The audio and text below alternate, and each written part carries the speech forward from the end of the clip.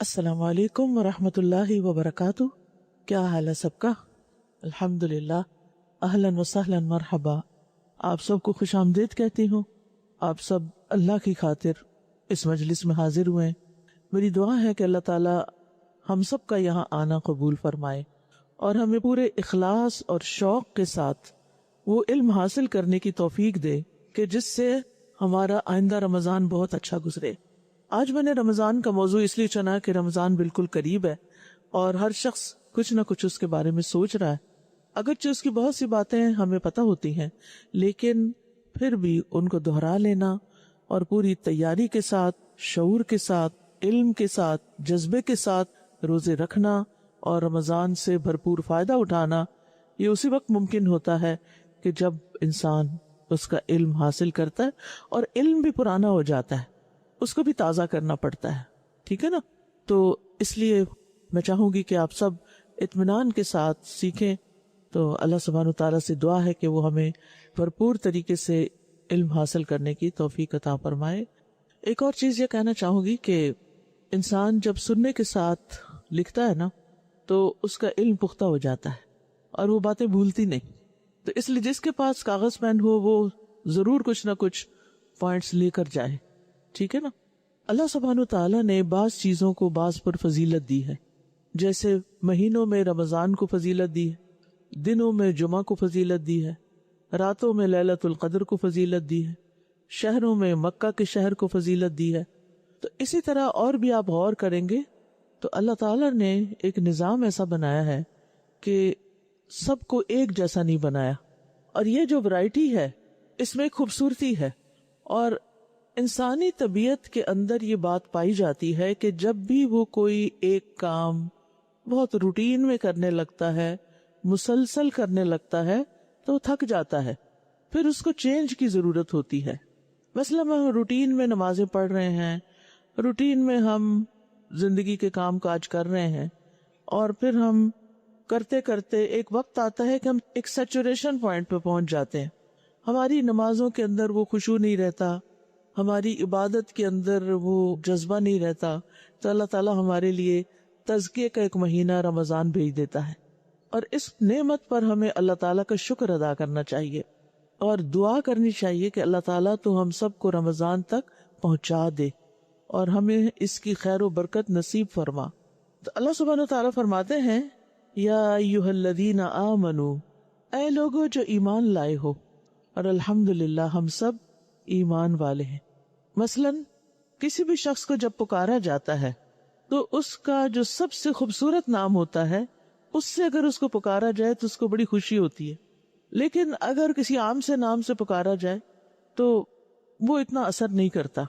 हम जब लोगों को पहचानते हैं तो उसमें भी कहते हैं, अच्छा वो फलाना पान की दुकान वाला, फलाना कपड़े वाला, फलाना जूते वाला और फलाना ईमान वाला। कौन सा ज्यादा खूबसूरत है? ईमान वाला। तो अल्लाह ताला फरमा रहे हैं, या अय्युहल्लज़ीना आमनू, ऐ लोगो जो ईमान लाए हो। तो हमें ईमान वाला कह के पुकारा जा रहा है और ये हमारी बड़ी खुशकिस्मती की बात है कि हमें अल्लाह सुब्हानहू तआला ने एक खूबसूरत नाम दिया है, ऐ ईमान वालो, जिनके पास ईमान है। तुम्हारे लिए क्या खुशखबरी है? कुतिबा अलैकुमुस्सियाम, कि तुम पर रोजे फर्ज कर दिए गए हैं। कमा कुतिबा अलल्लज़ीना मिन क़ब्लिकुम, जैसा कि तुमसे पहले लोगों पर फर्ज किए गए थे। यानी ये अल्लाह ताला का हम सब पर बड़ा एहसान है, एक इनाम है कि उसने पिछली उम्मतों की तरह हम पर भी रोजे फर्ज किए। यानी इस खैर और बरकत से सिर्फ पिछली उम्मतों को ही नहीं नवाजा गया, हमें भी नवाजा गया। क्योंकि रोजा और रमजान एक ऐसी चीज है कि जो सरासर खैर व भलाई की बात है, इसमें खैर ही खैर है। आप देखिए कि कोई भी इबादत जब हम करते हैं ना तो थोड़ी देर के लिए करते हैं। मसलन आप नमाज पढ़ते हैं तो कितनी देर? आधा घंटा। लंबी से लंबी नमाज हार्डली कोई होगा जो आधा घंटा लगाए। 10 मिनट 15 मिनट में नमाज फारिग। कुरान की तिलावत करते कितनी देर ज्यादा ज्यादा करते हैं? वो आधा घंटा। कुछ लोग तो खोलते ही नहीं, सुबह के वक्त ऐसे ही बस खत्म। तो आप देखिए कि इसी तरह हज पे हम जाते हैं तो हज का एक दिन होता है अरफा का, बाकी कुछ मुनासिक के दिन होते हैं, लेकिन असल दिन तो वो अरफा वाला दिन होता है। एक दिन में سمجھے کہ حج ہو گیا. پھر اسی طرح آپ دیکھیے کہ باقی بھی جو نیکی کے کام ہوتے ہیں نا وہ تھوڑی دیر کے لیے ہوتے ہیں. مثلاً آپ نے کوئی کلاس اٹینڈ کی 2 گھنٹے 2.5 گھنٹے 3 گھنٹے، کوئی کورس کر رہے ہیں 5-7 گھنٹے، بس ختم. لیکن روزہ ایسی عبادت ہے جو صبح سے لے کے رات تک آپ مسلسل عبادت میں ہوتے ہیں. تو یہ اللہ تعالیٰ کا ہم پر بہت بڑا احسان ہے کہ اس نے ہم پہ روزہ فرض کر کے ہمیں آپشن نہیں دی کہ تمہاری چوائس ہے، مرضی ہے تو رکھو نہیں تو نہیں. روزہ فرض کر کے ہمارے لیے اس نے نیکی کا ایک شاندار موقع فراہم کر دیا. اور روزہ ایسا عمل ہے کہ اس کے بارے میں حدیث میں آتا ہے، ابو امامہ رضی اللہ عنہ سے روایت ہے کہ انہوں نے رسول اللہ صلی اللہ علیہ وسلم سے سوال کیا کون سا عمل افضل ہے؟ آپ نے فرمایا اپنے اوپر روزے کو لازم کر لو، کیونکہ روزے جیسا کوئی عمل نہیں، یعنی ایک بہترین عبادت ہے، افضل عبادت ہے. تو ہمیں خوشی کے ساتھ اس عبادت میں داخل ہونا چاہیے. اور پھر روزہ کیا ہے؟ روزہ ایک ڈھال ہے. روزے کو ڈھال کہا گیا. ڈھال کیا ہوتی ہے؟ جو لڑائی کے وقت دشمن کے وار سے بچنے کے لیے آگے کر لی جاتی، یعنی ایک شیلڈ ہوتی ہے پروٹیکٹیو، کہ جس سے دشمن کا نشانہ انسان کے جسم کو نہیں لگتا. تو ابو امامہ رضی اللہ عنہ سے روایت ہے کہ نبی صلی اللہ علیہ وسلم نے فرمایا روزہ ڈھال ہے اور مومن کے قلعوں میں سے قلعہ ہے، یعنی ایک مضبوط محفوظ قلعہ ہے جس کے اندر وہ چلا جاتا ہے تو وہ گناہوں سے محفوظ ہو جاتا ہے، شیطان کے وار سے محفوظ ہو جاتا ہے، وہ اپنے دشمن سے حفاظت میں آ جاتا ہے. اور ایک اور روایت میں آتا ہے کہ روزہ آگ سے ڈھال ہے، جس طرح لڑائی میں تم میں سے کسی کی ڈھال ہوتی ہے. پھر اسی طرح یہ ہے کہ روزہ جو ہے یہ خیر کا دروازہ ہے، یعنی جب کوئی شخص نیکی کرنا چاہے، خیر میں داخل ہونا چاہے تو پھر کیا کرے؟ روزہ رکھے. آپ نے فرمایا کیا میں تمہیں خیر کے دروازے نہ بتاؤں، یعنی نیکیوں کے دروازے. روزہ ڈھال ہے اور صدقہ گناہوں کو بجھاتا ہے، یعنی جو غلطیاں گناہ تم سے ہو جاتے ہیں، صدقہ اس آگ کو جو گناہوں کی وجہ سے دہکتی ہے. آپ کو پتا کہ ہم گناہ کو بڑا لائٹلی لیتے ہیں. کوئی بھی غلط کام اسکرین پہ کچھ دیکھ رہے ہیں ہمیں کوئی احساس نہیں ہوتا کہ ہم کوئی گناہ کا کام کر رہے ہیں. ایک بات یاد رکھیے گناہ کے حوالے سے کہ گناہ آگ ہے. گناہ کیا ہے؟ آگ ہے. جب ہم گناہ کرتے ہیں تو گویا ہم کیا کرتے ہیں؟ اپنے لیے آگ دہکا دیتے ہیں.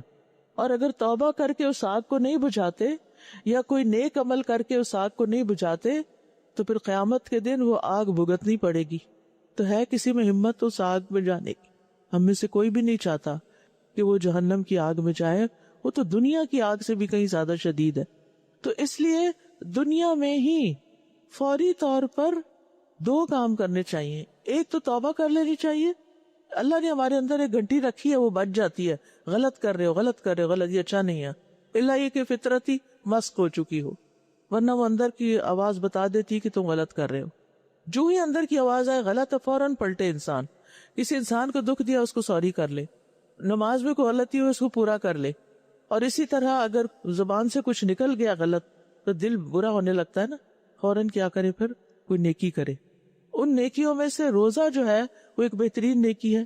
اور صدقہ جو ہے وہ گناہوں کی آگ ساتھ ساتھ بجھاتا جاتا ہے، یعنی توبہ بھی کرے اور نیکی کے کام بھی کرے انسان. ایک اور حدیث میں آتا ہے نبی صلی اللہ علیہ وسلم نے فرمایا بے شک روزہ تو ایک ڈھال ہے جس کے ذریعے بندہ جہنم سے اپنا بچاؤ کرتا ہے. اللہ تعالیٰ فرماتا ہے روزہ خاص میرے لیے ہے، لہٰذا میں خود اس کا بدلہ دوں گا. کتنا بدلہ ہوگا، کیا بدلہ ہوگا، وہ تو بتایا ہی نہیں. باقی چیزوں کا بتایا گیا ہے لیکن روزے کا نہیں بتایا گیا، وہ ایک سرپرائز ہے. اور آپ خود سوچئے کہ جو انعام بادشاہ کائنات خود دے گا وہ کتنا بڑا انعام ہوگا، وہ کتنا بڑا ریوارڈ ہوگا. آپ دیکھیں دنیا میں آپ جب کسی انسان کے لیے کوئی کام کرتے ہیں، کوئی محنت کرتے ہیں، کہیں جاب کرتے ہیں، ہر شخص کچھ نہ کچھ تو کرتا ہے نا ارننگ کے لیے. آپ کہیں جاب کرتے ہیں تو کیا ہوتا ہے کہ آپ کو وہی ملتا ہے جو آپ سے طے ہوتا ہے. لیکن کچھ لوگ اتنے کریم النفس ہوتے ہیں، اتنے اچھے ہوتے ہیں کہ وہ صرف اتنا نہیں دیتے جتنا طے ہوتا ہے، وہ زیادہ دیتے ہیں. وہ رکشے والے کے ساتھ بھی حساب نہیں کرتے. وہ غریب آدمی ہے، پتہ نہیں کس طرح بچوں کا پیٹ پال رہا ہے، اتنی مہنگائی ہے، تو وہ بہت زیادہ اس کے ساتھ حساب کتاب نہیں کرتے، کچھ نہ کچھ ایکسٹرا دے دیتے ہیں۔ وہ ریڑھی والے کے ساتھ آپ کو کبھی خیال نہیں آتا، یہ جو ریڑھیاں والے ریڑھی لگا کے کھڑے ہوتے ہیں، صبح گزرو تو اتنے ہی پھل پڑے ہوتے ہیں، شام کو گزرو تو میں نے نہیں دیکھا کہ ریڑھی خالی پڑی ہو بھی سارا ہی بک گیا۔ پتہ نہیں کیا کرتے ہیں غریب بیچارے لے جات کے، کیا اس میں سے بچتا ہے کیا نہیں بچتا۔ اور کچھ ریڑھیوں میں تو اتنی تھوڑی سی چیزیں ہوتی ہیں کہ وہ اگر بک بھی جائیں تو اس میں سے پروفٹ زیادہ سے زیادہ کیا نکلے گا، 1000 1200 2000، اس سے کس کا گھر چلتا ہے؟ تو کبھی بھی ریڑھی والوں سے، رکشے والوں سے، مزدوروں سے، گھر میں کوئی پلمبر آ گیا کام کرنے کے لیے، کوئی الیکٹریشین ان لوگوں سے بہت حساب کتاب نہ کیا کرے، اور یہ سوچ کے کہ اللہ تو مجھ سے بھی حساب نہ کرنا، جو تو نے مجھے دیا ہے نا، اور مجھے دینے والوں میں سے بنا۔ اور دینے والے کبھی بھی نقصان میں نہیں رہتے، اللہ تعالیٰ کا وعدہ ہے وَمَا أَنفَقْتُم مِّن شَيْءٍ فَهُوَ يُخْلِفُهُ، جو تم خرچ کرو گے اللہ تعالیٰ اس کے پیچھے اور لے آئے گا، خالی نہیں ہونے دینا۔ جو رزق تمہاری قسمت میں ہے وہ تمہیں مل کر رہے گا۔ تو اس لیے انسان خیر کے کام شوق سے کرے، کیونکہ معاملہ کس کے ساتھ ہے؟ رب العالمین کے ساتھ۔ اور روزہ بھی رکھے تو کس طرح رکھے؟ بہت شوق اور محبت کے ساتھ رکھے، کیونکہ اس میں انسان کو اجر اور ثواب جو ملنے والا ہے وہ اللہ رب العالمین سے ملنے والا ہے، اور جو اللہ رب العالمین سے ملے گا اس کا تو آپ اندازہ ہی نہیں کر سکتے۔ اور یہ چند دن کی بات ہے، بس کتنی ہے زندگی، گنی ہوئی ہے، گنی چنی، گنتے گنتے گنتے دن ختم ہو جاتے ہیں۔ اور پھر کیا ہوگا؟ ایک دن آئے گا کہ جب آپ دنیا سے چلے جائیں گے، اور کہاں پیش ہوں گے؟ رب العالمین کے سامنے۔ یا تو وہ خوش ہوگا یا وہ ناراض ہوگا۔ وہ خوش کب ہوگا؟ اگر آپ نے اس کی مرضی اور پسند کے کام کیے، اور پھر وہ ان پر انعام بھی دے گا، اور کتنا دے گا جو آپ سوچ بھی نہیں سکتے۔ تو بندوں سے اجر کی توقع نہ رکھیں، آپ کسی کے لیے کچھ بھی کریں، معاملہ اللہ کے حوالے کر دیں کہ اللہ اس کا بدلہ مجھے آپ سے چاہیے، کیونکہ جو آپ دے سکتے ہیں وہ بندوں میں سے کوئی بھی نہیں دے سکتا۔ اور پھر ایمان اور ثواب کی امید سے روزہ رکھیں، یعنی آپ کا عمل نیت کے ساتھ ہونا چاہیے، اور نیت کیا ہونی چاہیے؟ کہ اللہ تعالیٰ اس کے بدلے میرا ایمان بھی بڑھائے اور مجھے ثواب بھی ملے۔ کیونکہ اگر ثواب کی نیت ہی نہیں آپ نے کی اور بس روزہ رکھ لیا کیونکہ سارے گھر والے رکھ رہے ہیں، تو پھر کیا ہوتا ہے؟ آپ کو فرض پورا ہو جائے گا، یعنی آپ ایبسنٹ مارک نہیں ہوں گے، فرض پورا ہو گیا، آپ کو گناہ نہیں ملے گا۔ لیکن اگر آپ یہ نیت رکھیں گے کہ اللہ مجھے اس پہ ثواب بھی چاہیے، آپ سے بدلہ چاہیے، آپ سے اجر چاہیے، تو اللہ تعالیٰ خوش ہوتا ہے ایسے بندے سے، تو اللہ سبحانہ تعالیٰ وہ آپ کو عطا کرے گا۔ اور یہ بھی آپ کی نیت ہونی چاہیے کہ اللہ میرا ایمان بھی اور زیادہ ہو۔ تو جو ایمان اور ثواب کی امید سے روزہ رکھے گا، فرمایا اس کے پچھلے سارے گناہ معاف کر دیے جائیں گے۔ پھر آپ دیکھیے کہ روزہ رکھنے کا مقصد کیا ہے؟ کیا بھوکا پیاسا رہنا؟ نہیں، فرمایا لعلکم تتقون، تاکہ تم بچ جاؤ، اور ایک معنی بھی کیا جاتا ہے تاکہ تم تقوی اختیار کرو۔ اگر ہم بچ جاؤ کا معنی کریں تو اس کا مطلب کیا ہوگا؟ کہ انسان اس لیے روزہ رکھے تاکہ آگ سے بچ جائے، گناہوں سے بچ جائے۔ اور تقوی بھی اصل میں دیکھا جائے تو اس میں بھی بچنے کا ہی مفہوم ہے کہ انسان کے اندر تقوی پیدا ہو، یعنی وہ قوت پیدا ہو کہ جس کی وجہ سے وہ آئندہ زندگی اللہ کی اطاعت کے مطابق گزارے اور گناہوں سے بچ جائے، تاکہ الٹیمیٹلی جہنم سے بچ جائے۔ اور پھر اتنا ایمان سٹرونگ ہو جائے، یعنی ایمان اور تقوی دونوں کی بات آ رہی ہے، ایمان کی بات حدیث میں آ رہی، تقوی کی بات قرآن میں آ رہی، اتنا تقوی ہو جائے انسان کے اندر کہ انسان شیطان کی چالوں کو پہچاننے لگے اور شیطان کے پھیلائے ہوئے جال سے خلاصی پا جائے۔ تو اس لیے روزہ رکھنا ہے اس نیت کے ساتھ بھی کہ اللہ میرے اندر تقوی پیدا کر دے، میرے اندر ایسی قوت پیدا کر دے کہ جس قوت کے ساتھ میں آپ کی رضا اور خوشی کے لیے نیکیاں کروں اور آپ کی ناراضگی سے بچنے کے لیے گناہوں سے رک جاؤں۔ پھر فرمایا ایام معدودات، چند گنے ہوئے دن ہیں، یعنی روزے کئی مہینوں پر مشتمل نہیں، سالوں پر نہیں، دنوں پر مشتمل ہیں۔ یہ نہیں کہا کہ ایک مہینہ ہے، کہا چند دن ہے۔ آپ دیکھیے کہ اللہ تعالیٰ نے سال کے 12 مہینے بنائے اور ان 12 مہینوں میں سے صرف ایک مہینہ کہا کہ روزے رکھ لو، 11 مہینے چھٹی ہے، لیکن ہم پر وہ ایک مہینہ بھی بڑا بھاری ہے. کچھ لوگ ڈرے بیٹھے ہوتے ہیں, آئے دن آ رہے ہیں پھر روزے کے, دوپہر کا کھانا نہیں ملے گا اور ہم فلانی چیز کھا سکیں گے, پارٹی پہ نہیں جا سکیں گے.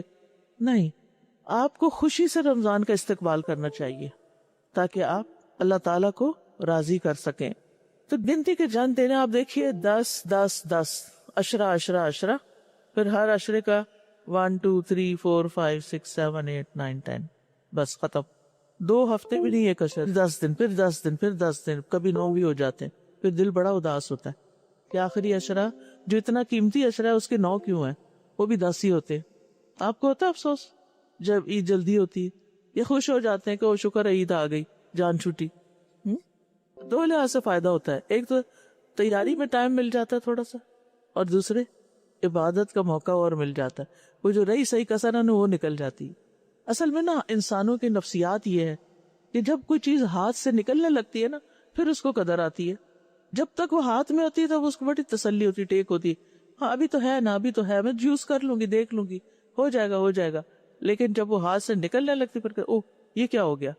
تو رمضان کا بھی یہی ہے, ابھی تو کافی دن ہے, ابھی تو کافی دن ہے, آخری عشرے میں عبادت کر لیں گے. ہر آخری عشرہ بھی ایک کے بعد ایک دن نکل جاتا ہے ہاتھ سے, ہر سال ایسے ہی ہوتا ہے. تو اس لیے انسان کو ایک دن اور مل جائے تو بڑا غنیمت لگتا ہے کہ شکر ہے, یہ دعائیں رہتی تھیں, یہ تلاوت رہتی تھی, یہ قرآن پورا کرنا تھا, وہ پھر سارے کام کر لیتا. تو اس لیے روزے کے ساتھ خوش ہو جایا کرے, بلکہ عبادت کے ہر کام کے ساتھ. پھر فرمایا فمن کان منکم مریضا او علی سفر فعدۃ من ایام اخر, تو جو تم میں سے کوئی بیمار ہو یا پھر سفر کر رہا ہو, اور روزہ رکھنے میں مشقت ہو جاتی ہے بیمار کے لیے بھی اور مسافر کے لیے بھی, تو دوسرے دنوں سے گنتی پوری کرے. 4 روزے چھوڑے ہیں تو رمضان کے بعد 4 قضا رکھے, لازم ہے. تو پیاری بہنوں جو بھی سال میں بیٹھی اور جو بھی سن رہے ہیں, آپ میں سے اس وقت سے جب سے آپ کو پیریڈ شروع ہوئے, جب سے آپ بالغ ہوئیں, آج تک آپ نے کتنے سال کتنے روزے چھوڑے ہیں, سالوں کو گنے اور پھر دیکھیں حساب کر کے کہ کتنے رکھ چکے ہیں اور کتنے ابھی رہتے ہیں, اور اس کے لیے رمضان کے بعد پلان کریں کہ آپ نے کس طرح اپنا فرض پورا کرنا ہے, کیونکہ روزہ چھوڑنے کا گناہ بھی بہت سخت ہے. اور پھر آپ دیکھیں کہ جو انسان بڑا ہوتا جاتا ہے نا, روزے رکھنے مشکل ہوتے جاتے ہیں. ابھی تو آپ ینگ گرلز ہیں نا, آپ کے اپنے اوپر ہیں کہ آپ رکھ سکتی ہیں, لیکن پھر شادی ہو جاتی ہے, پھر ہسبینڈ کو بھی دیکھنا پڑتا ہے, پھر بچے ہو جاتے ہیں, پھر پریگنینسی ہے, دودھ پلانا ہے, پھر دوبارہ پریگنینسی ہو گئی ہے, پچھلے روزے چھوٹے تھے اگلے ہی نہیں پورے ہو رہے, تو کتنے مسئلے کھڑے ہو جاتے ہیں. تو اس لیے روزہ میں دیر نہ کریں. اور میری وہ پیاری بہنیں جو عمر کے آخری حصے میں پہنچ چکی ہیں, وہ بھی اس بات سے نہ ڈرے کہ روزہ رکھ کے کچھ جلدی اللہ کے پاس جانا پڑے گا. نہیں, کچھ بھی نہیں ہوتا. میری والدہ الحمدللہ 78 سال کی ہو کر فوت ہوئی تھی, 78 ایئرز, یعنی تقریباً 80 کی ہونے والی تھی. تو انہوں نے کبھی نہیں چھوڑے تھے روزے, یعنی بڑھاپے میں بھی داخل ہو کے روزہ نہیں چھوڑتی تھی. اور یہ نہیں کہ صرف فرض روزے, نفلی روزوں کا بھی اہتمام. ہر مہینے کے 3 روزے, ایام 20 کے, 13 14 15 کے, اور پھر اکثر سموات جمعرات کو بھی رکھ لیتی تھی. اور جس مہینے میں ان کی ڈیتھ ہوئی ہے اس مہینے وہ جو ایام 20 کے روزے تھے انہوں نے ایک دن پہلے ہی رکھ لیا کہ انہیں یاد نہیں تھا کہ آج ایام 20 شروع ہو چکے ہیں یا نہیں, تو وہ 3 رکھنے کے بعد 4 رکھ چکی تھی. تو آپ بھی کبھی یہ نہ سوچیں کہ روزہ رکھ کے کچھ ہو جائے گا. میں نے آج تک نہ سنا ہے نہ دیکھا ہے کہ کوئی روزہ رکھ کے مر گیا ہو. کچھ نہیں ہوتا. اگر آپ کو ڈر ہونا کہ مجھے کچھ ہو جائے گا تو پھر آپ یہ سوچ کے رکھ لیا کریں کہ اگر کچھ ہونے لگا تو میں جلدی سے روزہ توڑ دوں گی تاکہ میں بچ جاؤں. ہوتا کچھ نہیں. میں نے زندگی میں کئی ایسے لوگوں کو روزے رکھوائے ہیں جنہوں نے سال سے نہیں رکھے تھے. ہمیں شوگر کا مسئلہ ہے, ہمیں پتہ نہیں اور کس چیز کا مسئلہ ہے. میں کہتی تھی روزہ تو علاج ہے. ہاں ٹھیک ہے, بعض بیماریاں واقعی ایسی ہوتی ہیں کہ اس میں دن میں کئی دفعہ دوائی کھانی پڑتی ہے, آپ کو ٹائم کی پابندی کے ساتھ دوا کھانی ہوتی ہے. تو اب اس میں آپ یہ نہیں کر سکتے کہ روزہ رکھیں, کیونکہ اگر آپ وہ ریگولر دوائی نہیں کھائیں گے تو پھر آپ کو نقصان ہو سکتا ہے, بیماری بڑھ سکتی ہے. اسی لیے اللہ سبحانہ تعالیٰ نے کیا کیا, اجازت دی کہ روزہ چھوڑ دیا جائے. اچھا, جہاں تک سفر کا معاملہ ہے تو ہر دور میں سفر کی ایک اپنی مشقت ہوتی ہے, تھکاوٹ ہوتی ہے, چاہے کتنی آرام دہ گاڑی ہو, کتنی اچھی سڑک ہو, کیسا بھی اچھا جہاز ہو انسان تھک جاتا ہے. اور کبھی ایسا ہوتا ہے کہ روزہ رکھنے کے لیے سحری کا وقت نہیں پتہ چلتا, اور کبھی ایسا ہوتا ہے کہ ادھر روزہ کھل رہا ہوتا ہے اور ادھر شروع ہو رہا ہوتا ہے. مجھے یاد ہے کہ میں ایک سال جون میں ٹریول کر کے آئی تھی کینیڈا سے, تو میں نے روزہ رکھ لیا. میں نے کہا کچھ نہیں ہوتا, گھر میں بھی تو رکھتے ہیں, تو جب کھلے گا. اچھا, اور پھر میری یہ نیت تھی کہ اگلا بھی میں نے رکھنا ہے. جب میں نے ان سے ٹائم پوچھا تو افطاری کے 1.5 گھنٹے بعد سحری کا ٹائم تھا. اور میں نے افطاری کی, جلدی سے مغرب پڑھی, ساتھ عشاء پڑھی, اور ساتھ ہی پھر فجر سے پہلے سحری کی اور پھر فجر پڑھ لی. اور پھر وہ جب پاکستان آئے تو وہ تو ختم ہونے کا نام ہی نہ لے روزہ, اور وہ بھی جون کا روزہ. لیکن الحمدللہ میں مری نہیں, زندہ سلامت رہی. بلکہ ایک عجیب سا لطف آیا کہ اللہ سبحانہ تعالیٰ نے وہ اوپر لے جا کے وہ فضا میں روزہ کھلوایا بھی اور رکھوایا بھی, اور ایک ملک میں رکھا اور دوسرے ملک میں آ کے کھولا, تو الحمدللہ. لیکن کبھی کبھی ایسا بھی ہوتا ہے کہ آپ سفر سے اتنے نڈال ہو جاتے ہیں کہ آپ سو جاتے ہیں. ہمارے ساتھ ایک سفر میں ایسا ہوا, ہم پڑھنے کے لیے ترکی گئے ہوئے تھے, تو وہاں رمضان آ گیا. تو ہم نے کہا بعد میں کون رکھے گا, تو ہم نے کہا کہ ساتھ ساتھ ہی روزے رکھ لیتے ہیں, کچھ نہیں ہوتا. اگر مشقت ہوئی کہیں تو چھوڑ دیں گے. تو کوئی مشقت نہیں تھی, آرام سے رکھے جا رہے تھے. تو ایک دفعہ ہم نے استنبول سے ازمیر کا سفر کیا, جو بائی ٹرین تھا, کافی لمبا سفر تھا. اور ہوا یہ کہ ہم اس میں سو گئے. ایسے سوئے سوئے سوئے سوئے پتہ نہیں آدھی رات آنکھ کھلی, اور وہ روزہ ہی نہیں کھولا ہم نے, کیونکہ سو گئے, پتہ ہی نہیں چلا, ایسی شدید تھکاوٹ ہوئی. تو کبھی ایسا بھی ہوتا ہے. تو اس لیے اللہ تعالیٰ نے جو رخصتیں دی ہیں نا, تو ان کو لینا بھی خوشی سے چاہیے. ٹھیک ہے, یہ نہیں کہ کوئی زیادہ تقویٰ ہے اگر آپ سفر میں روزہ رکھیں, جو رکھ سکتا رکھے. لیکن اگر نہیں رکھ سکتا تو پھر کیا کرے, وہ بعد میں رکھ لے. لیکن گنتی پوری کرنی ضروری ہے. اب آپ کہیں گے کہ اب 15-16 دن رہ گئے ہیں, آج سے 13 شعبان ہے, 13 یا 14, تو آپ خود سوچیں کہ بعد میں 2 ہفتے رہ گئے, 2 ہفتے 2 دن رہ گئے. ایسے میں پھر 15 شعبان کے بعد تو ویسے بھی روزے نہیں رکھنے چاہیے. اب کیا کروں پچھلے روزوں کا, کوئی بات نہیں, جو ہی رمضان ختم ہو, اگر اس سال بھی مس ہو, یہ بھی اور اگلے بھی, ایک سکیجول بنا لیں. منڈے تھرسڈے کے روزے کی عادت ڈال لیں, قضا کی نیت سے رکھتے جائیں. کیونکہ ان 2 دنوں میں روزہ رکھنے کا فائدہ یہ ہے کہ ان میں ہمارے اعمال اللہ تعالیٰ کے پاس پیش ہوتے ہیں, اور جو ان میں روزہ رکھتا ہے وہ زیادہ بہتر ہے بنسبت دوسرے دنوں کے. لیکن ہر کوئی اپنی سہولت خود دیکھے.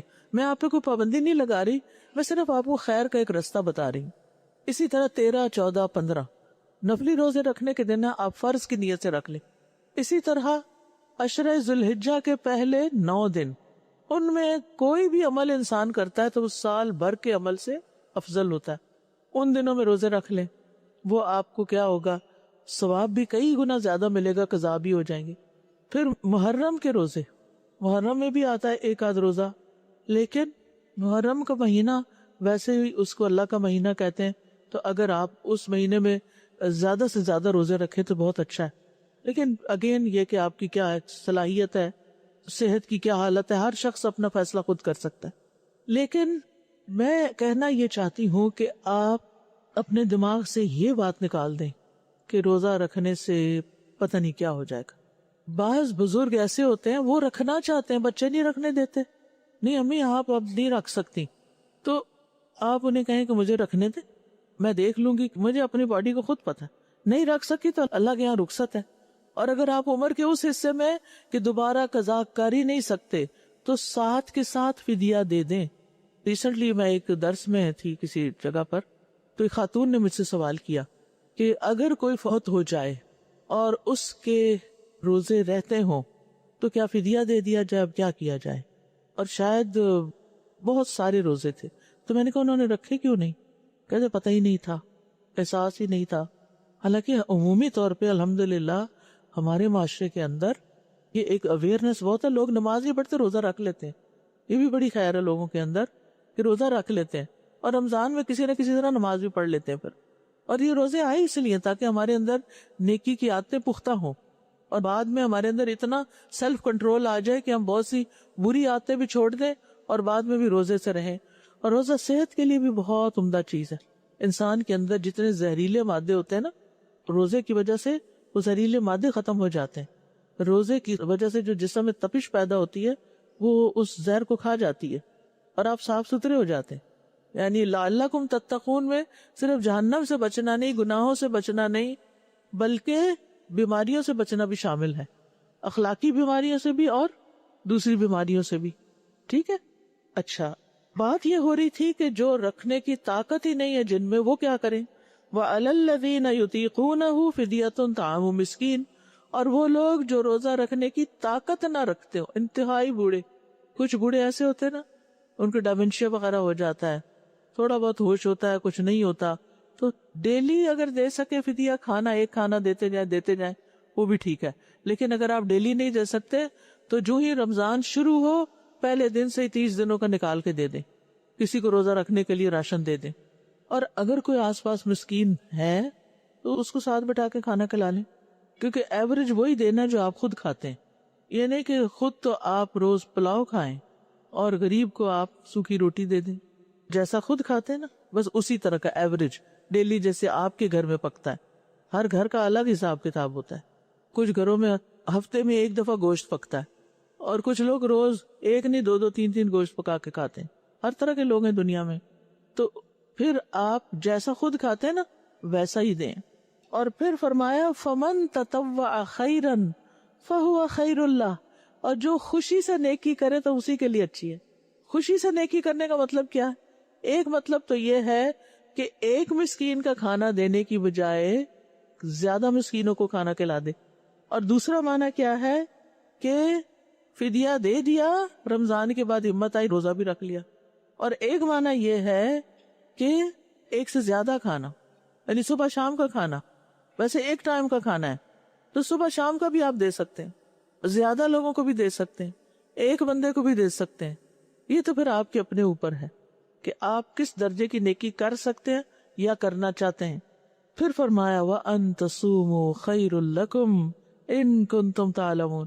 یہ ساری رخصتیں ہیں بیمار کے لیے، مسافر کے لیے، بوڑھوں کے لیے، لیکن اس کے ساتھ یہ یاد رکھیں کہ اگر تم روزہ رکھو تو یہ تمہارے حق میں زیادہ بہتر ہے. روزہ رکھنا بہرحال بہتر ہے.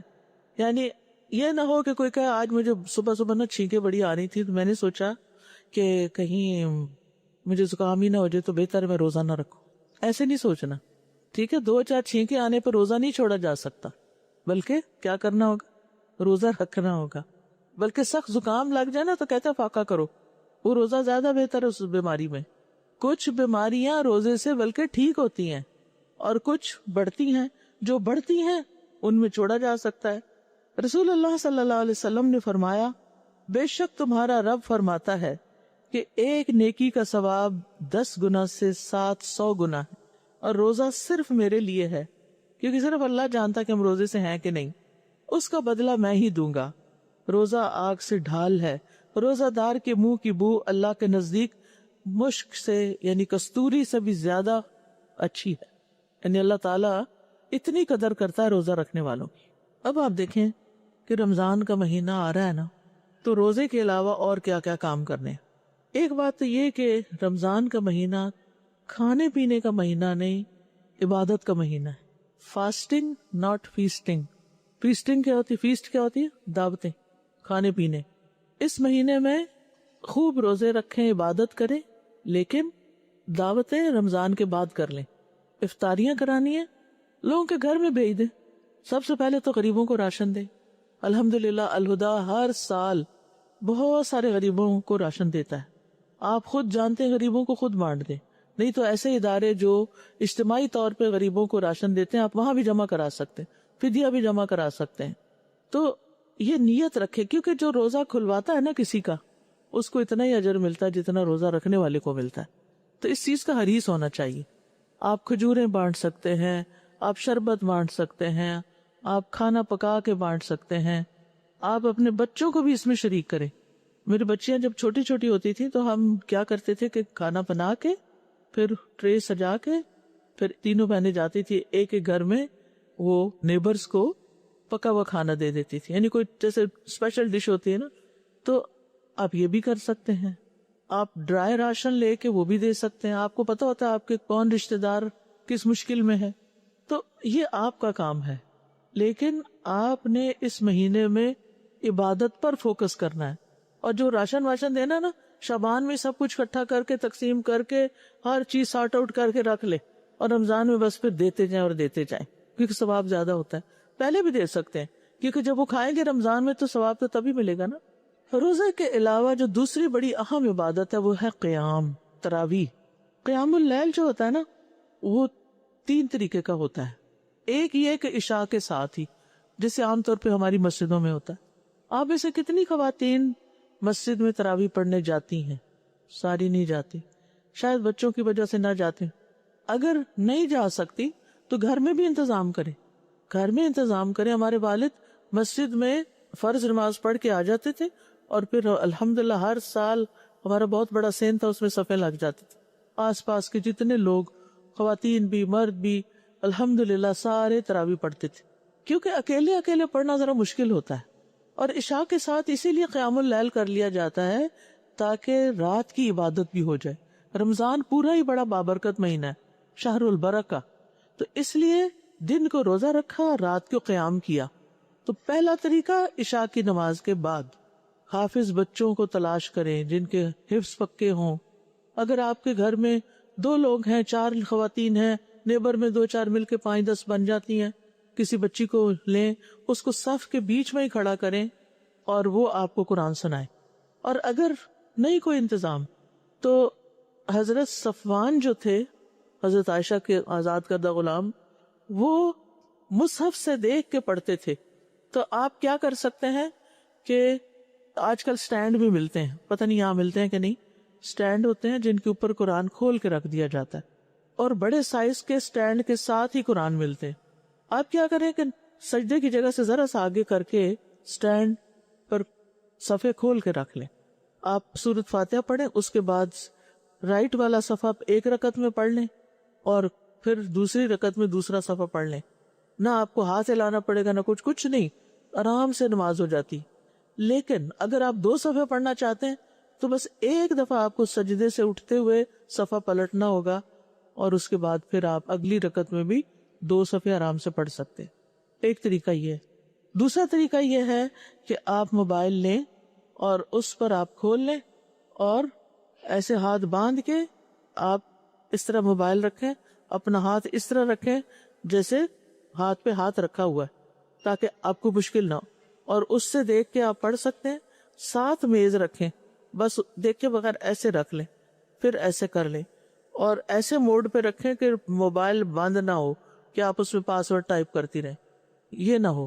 ٹھیک ہے، موبائل کھلا ہی رہے، تلاوت والا صفحہ کھلا ہی رہے، اور بغیر زیادہ حرکت کیے آپ تلاوت بھی کر سکتے ہیں، تراویح لمبی ہو سکتی ہے. اب آپ دیکھیے کہ یہ جو ہے نا، نماز میں حرکت نہیں زیادہ کر سکتے نا، اس لیے میں نے یہ 2 طریقے بتائے جس میں کم سے کم حرکت ہوتی ہے اور آپ کی نماز اچھی ہو جاتی. دوسرا قیام، آپ عشاء پڑھ کے کچھ لکھنے پڑھنے کا کام کرتے ہیں، کوئی ایگزام ہے آپ کا، کچھ بھی، تو اب سونے لگے آپ رات کے 12 بجے، تو سونے سے پہلے کچھ نوافل پڑھ لیں. تیسرا یہ ہے کہ آپ رات کو نہیں پڑھ پاتے لیکن آپ صبح بڑے فریش ہوتے ہیں، تو سحری پکانے سے 1 گھنٹہ پہلے اٹھ جائیں اور آپ اس وقت تہجد پڑھ لیں. یہ تینوں چیزیں قیام اللیل کہلاتی ہیں جو رمضان میں آپ کر سکتے. ٹھیک ہے، اول رات پڑھتے ہیں تو تراویح کہلاتی ہے، آخر رات پڑھتے ہیں تو تہجد کہلاتی ہے. سمجھ آئی؟ کلیئر ہو گیا نا سب کو؟ اوکے. تو اپنی عبادتوں میں اضافہ کرنا ہے. اسی طرح آپ دیکھیے کہ اشراق کے نفل، اگر آپ کو عادت ہے تو بہت ہی اچھا، اگر عادت نہیں تو رمضان میں عادت ڈالنے کی کوشش کریں. آپ نے فجر پڑھی، تلاوت کی، اتنے میں سورج نکلنے کے 15 منٹ گزر گئے، آپ اس وقت 2 رکعتیں پڑھ کے پھر آرام کرنا تو کریں. اگر کوئی تہجد سے لے کے اشراق تک پڑھتا ہے تو اس کو تو پورے حج کا ثواب مل جاتا ہے. تو یہ عبادت بھی بڑی اہم ہے. یہ ہمارے جسم میں 360 جوڑ ہیں، ہر جوڑ کا صدقہ ہے یہ 2 نفل. جس کو جوڑوں کی بیماری ہے نا، اس کو تو میں خاص طور پہ کہوں گی ان نفلوں کو نہ چھوڑے. یہ 2 بھی پڑھ سکتے ہیں اور زیادہ سے زیادہ جتنی آپ کی مرضی پڑھیں، اور یہ دن کے نفل ہیں. تو رمضان میں ایکسٹرا عبادت کرنی ہے اور وہ مسنون کرنی ہے. یہ نہیں کہ بس ایک طاق رات میں لیلۃ القدر اس کو بنا کے 100 نفل پڑھ کے اس کے بعد پھر سو گئے ساری راتیں. یہ نہیں کرنا، سنت طریقے اختیار کریں.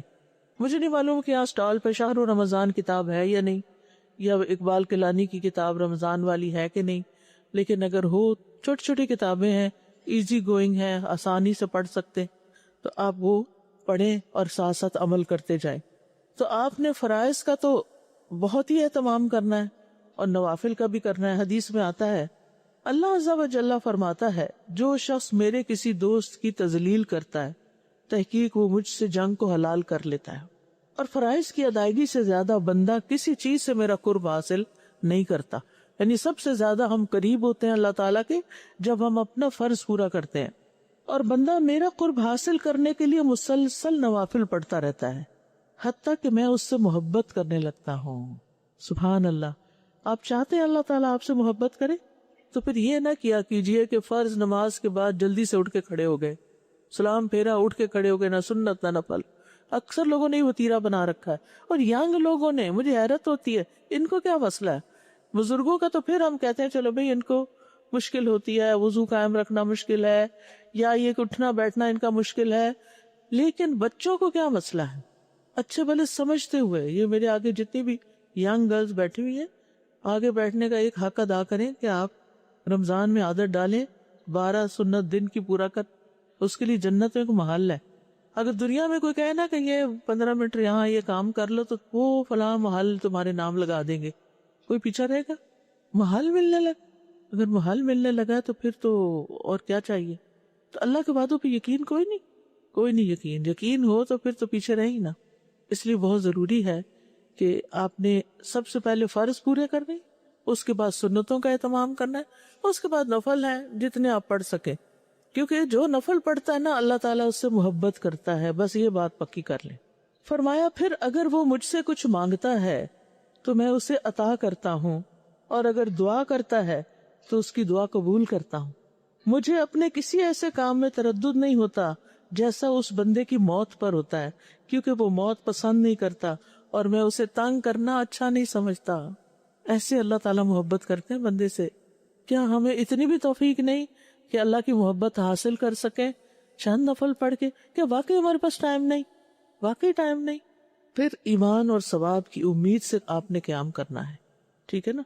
اور قیام کے لیے کوئی جگہ مقرر کر لیں جو خاموش گوشہ ہو، اگلی طرف گھر کے، جہاں بچے نہ آئیں، جہاں ٹی وی کی آواز نہ آئے۔ اور آخری عشرے میں تو اور بھی زیادہ عبادت کرنے کی ضرورت ہوتی ہے۔ رسول اللہ صلی اللہ علیہ وسلم نے فرض نماز کے بعد سب سے زیادہ فضیلت والی نماز رات کی نماز کو قرار دیا، اور قیام میں خوب تھکنے کو پسند کیا۔ نبی صلی اللہ علیہ وسلم اتنی دیر کھڑے ہو کے نماز پڑھتے کہ آپ کے قدموں یا پنڈلیوں پر ورم آ جاتا، سوج جاتے۔ جب آپ سے اس کے متعلق کچھ عرض کیا جاتا کہ آپ کے پاؤں سوج گئے تو فرماتے کیا میں اللہ کا شکر گزار بندہ نہ بنوں؟ یہ شکر ادا کرنے کا طریقہ ہے، کھڑے ہو کر لمبی نماز پڑھنا۔ ہم سب کہتے نہیں ہم اللہ کا بڑا شکر ادا کرتے، بڑا شکر ہے۔ بھئی کیا شکر ہے اگر آپ کی نماز ہی لمبی نہیں؟ اور رمضان کی راتیں غفلت میں نہیں گزارنا، یعنی جہاں کرنے کا کام کرنا ہے وہاں دوسرا کچھ اور نہیں کرنا۔ کچھ لوگ مسجد میں بھی اپنا موبائل لے جاتے ہیں، امام صاحب نے نماز شروع کر دی اور یہ بیٹھ کے موبائل سکرول کر رہے ہوتے ہیں۔ بدبخت لوگ، کیا یہ کام بعد میں نہیں ہو سکتے؟ جہاں خیر بٹ رہی ہو، جہاں ایک ایک حرف کی نیکی 10 گنا ہو، وہاں تلاوت ہو رہی ہے اور ہم کہتے ہیں ہاں ہمارے کان سن رہے ہیں، ہم ساتھ اپنے فرینڈز کے میسیجز بھی دیکھ لیں، فالتو فارغ کام اپنے کر لیں۔ تو آپ نے مسجد کے آداب کا خیال بھی رکھنا ہے، اور بہتر تو یہی ہے کہ موبائل گاڑی چھوڑ کے جائیں، اللہ یہ کہ آپ کو رستے میں ضرور، ورنہ ایروپلین موڈ پہ کر کے مسجد میں داخل ہو، یہ کھلے گا بعد میں جب میں باہر نکلوں گی۔ میرا پورے کا پورا دھیان اللہ کی طرف۔ اور رمضان کی راتیں جو ہیں وہ گھر میں بھی اگر آپ نماز پڑھیں تو غفلت میں نہیں گزارنی۔ ایک اور اہم ترین عبادت صدقہ خیرات۔ نبی صلی اللہ علیہ وسلم رمضان میں کتنا صدقہ کرتے تھے؟ کیسی سخاوت ہوتی تھی؟ تیز آندھی سے بھی زیادہ۔ جب آپ جبریل سے ملتے، اور ہر رات جبریل سے ملتے تھے آپ۔ صدقہ انسان کے سچا ہونے کی دلیل ہے کہ واقعی انسان اللہ پر ایمان رکھتا ہے اور اس کو سچ سمجھتا ہے، اور اس کے اجر پر اس کو پورا یقین ہے۔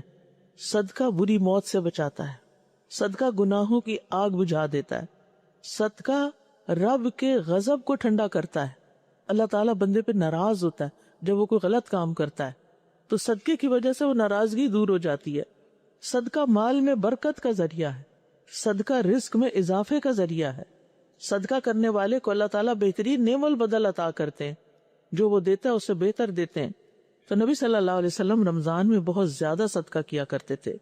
جبریل علیہ السلام رمضان کی ہر رات میں آپ سے ملاقات کرتے اور آپ کے ساتھ قرآن کا دور کرتے. رسول اللہ صلی اللہ علیہ وسلم لوگوں کو بھلائی پہنچانے میں بارش لانے والی ہوا سے بھی زیادہ جود و کرم فرماتے. یہاں بہاڑی میں کوئی آندھی شاندھی آتی، بہت آتی ہے. پھر کیا ہوتا ہے جب آندھی آتی ہے تو آپ کے گھر میں کوئی کمرہ بچتا ہے جہاں گرد نہ جائے؟ بند کھڑکیوں سے بھی اندر آ جاتی ہے نا گرد. یہ مثال دی گئی کہ آندھی سے بھی زیادہ تیز آپ کی خیرات ہوتی تھی. کوئی جگہ نہیں، کوئی بندہ نہیں بچتا تھا کہ وہ آپ سے فیض حاصل نہ کرے. آپ نے ایک ٹارگٹ رکھنا ہے کہ اس رمضان میں میرے دائرہ کار میں جتنے لوگ ہیں میں نے ان سب کے ساتھ کچھ نہ کچھ خیر و بھلائی کا کام ضرور کرنا ہے. وہ کیا ہے وہ آپ میں سے ہر شخص خود سوچے. کسی کو آپ عید گفٹ کے طور پر کچھ دیں گے، کسی کو رمضان کے طور پر، کسی کو کسی طرح، کسی کو کسی طرح، کسی کو کھانا کھلائیں گے، کسی کو کپڑا دیں گے، کسی کو کوئی اور چیز دیں گے. بس یہی سوچ میں لگا رہے کہ کون ہے جس کو میں نے کچھ نہیں دیا. سب کو کچھ نہ کچھ، کچھ نہ کچھ، کچھ نہ کچھ.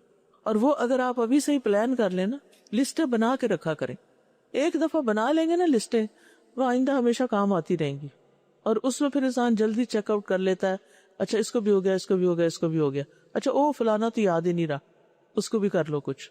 تو رمضان میں آپ انشاءاللہ جب زیادہ دیں گے تو اللہ سبحانہ تعالیٰ بھی آپ کو بہت دے گا. اور خصوصاً روزہ افطار کرانے والا روزے دار کے ثواب کے برابر اجر پاتا ہے. اور پھر دن کو بھی خرچ کریں، رات کو بھی خرچ کریں. اللہ تعالیٰ فرماتے ہیں الذین ينفقون اموالهم باللیل والنہار سرا وعلانیہ فلہم اجرہم عند ربہم ولا خوف علیہم ولا هم یحزنون. وہ لوگ جو اپنے مال رات اور دن چھپے اور کھلے خرچ کرتے ہیں، سو ان کے لیے ان کا اجر ان کے رب کے پاس ہے، اور ان پر نہ کوئی خوف ہوگا اور نہ وہ غمگین ہوں گے. خوف اور غم اس دنیا کا سب سے بڑا مسئلہ بنتا جا رہا ہے. ہر دوسرا بندہ انزائٹی، ڈپریشن کا شکار.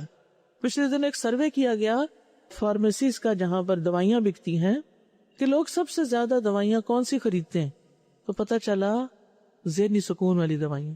یعنی قوم ذہنی طور پہ بیمار ہو چکی ہے. ہر دوسرا بندہ کوئی نہ کوئی ذہنی سکون والی چیز لے رہا ہے تاکہ وہ سو سکے، تاکہ وہ ٹینشن بھلا سکے.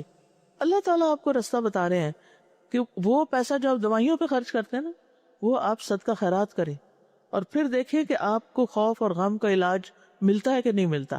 اللہ تعالیٰ فرماتے ہیں کون ہے وہ جو اللہ کو قرض دے، یعنی جو صدقہ آپ دیتے ہیں وہ اللہ تعالیٰ بطور قرض لیتے ہیں، اچھا قرض، بس وہ اس کے لیے بہت زیادہ گناہ بڑھا دے، اور اللہ بند کرتا اور کھولتا ہے اور تم اسی کی طرف لوٹائے جاؤ گے. کئی گنا زیادہ واپس ملے گا. ایک حدیث میں آتا ہے کہ اعمال آپس میں فخر کرتے ہیں تو صدقہ کہتا ہے میں تم میں سب سے افضل ہوں. گناہوں کو مٹانے کا سبب ہے، چاہے آدھی کھجور ہی کیوں نہ دیں.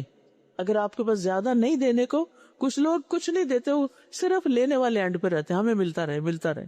لیکن آپ کو دینے والا بن جانا چاہیے. لینے کا راز بھی دینے میں ہے. تو آپ نے زیادہ نہیں تو ایک کھجور. مجھے وہ کہانی ہمیشہ اتنا انسپائر کرتی ہے ایک عورت کی کہ اس کے چھوٹے چھوٹے 6-7 بچے تھے اور اس کا میاں بہت غریب تھا، اتنا ہی لے کر آتا تھا آٹا کہ ایک ایک روٹی سب کو ملتی تھی دن بھر کے لیے.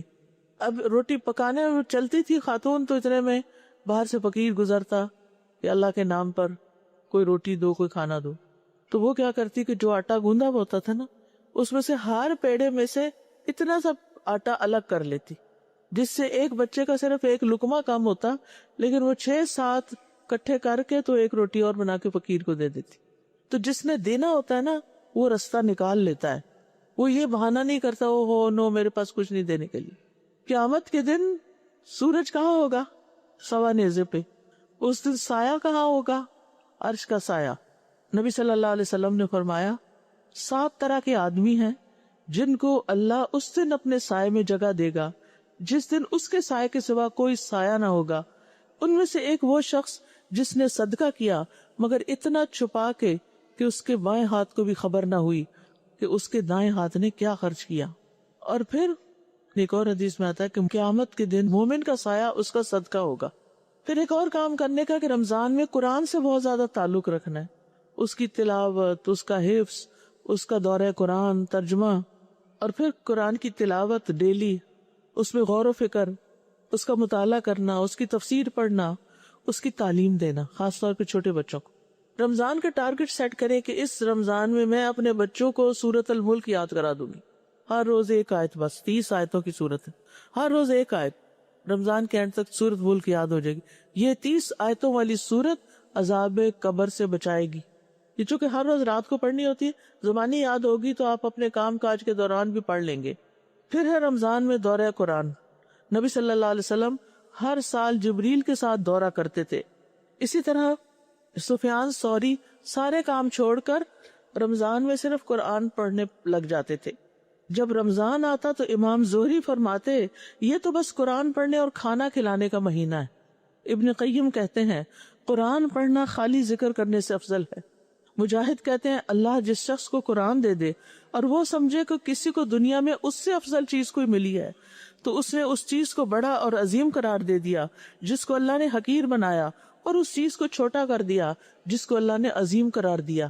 ابن قیم کہتے ہیں اگر لوگوں کو پتہ چل جائے کہ قرآن کو سمجھ کر پڑھنے کا ثواب کتنا ہے تو اس کے سوا ہر چیز کو چھوڑ کر صرف اسی میں لگ جائیں، یہی کام کرتے رہیں۔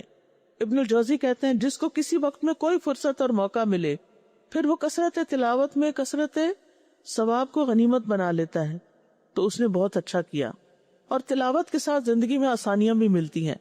یہ کسی کا قول ہے قرآن کی کثرت سے تلاوت کریں اور اس کو نہ چھوڑیں، بس جس چیز کو آپ طلب کر رہے ہیں آپ جتنا قرآن پڑھیں گے وہ اسی قدر آپ کو سکون ملنا شروع ہو جائے گا، اتنا ہی آسان ہوگا وہ نعمت ملنا۔